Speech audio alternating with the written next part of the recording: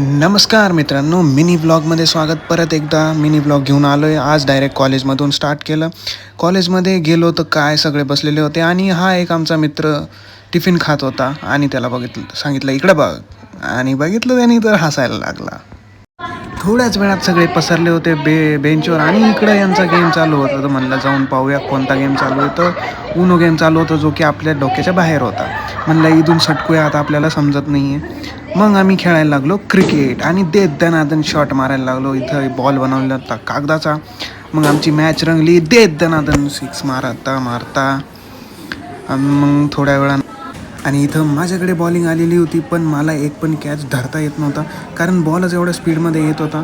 म्हणलं जाऊ दे, थोड्या वेळ खेळूया. आणि आता बसून बॉलिंग टाकली तरी कॅच घेता आला नाही. म्हणलं काय बकवास खेळतोय, सगळं क्रिकेटिंगची पावर गेलेली आहे मित्रांनो. जाऊ द्या, आता गेम सोडा.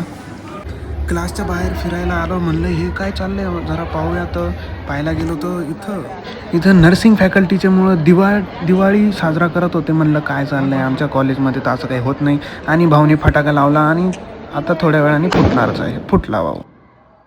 पोरी एक जण अभ्यास करते तर बाकीचे खेळत आहे. यांचा खेळ अजून संपलेला नव्हता. आणि नंतर गेलो तर हे काय फालतूचं काहीतरी चालत होतं. म्हणलं यार. आणि परत एकदा आमचा भाऊ इथं आलेला आहे. त्याला समजत नव्हतं हा उनो कसा खेळायचा म्हणून तो एकटाच खेळायला लागला. आणि हे पोरी इथं काय करताय जाऊ द्या म्हणलं, भाऊकडे भाऊ एकदम मी एकटाच खेळतो, जाऊ द्या म्हणलं. मित्रांनो, या पोरींचा तर काय गेम संपणार नाही. पण आपण आपला ब्लॉग संपूया आणि पुन्हा भेटूया नवीन ब्लॉगमध्ये. लाईक शेअर सबस्क्राईब करा. पुन्हा भेटूया नवीन ब्लॉगमध्ये. Bye bye.